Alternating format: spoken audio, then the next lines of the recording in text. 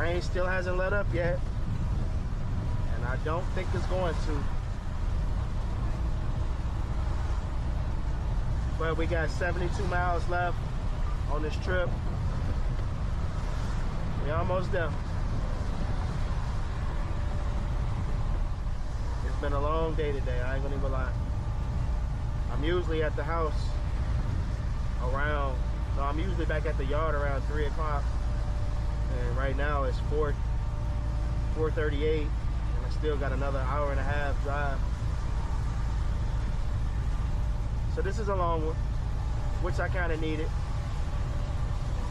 No complaining here. That's just part of trucking.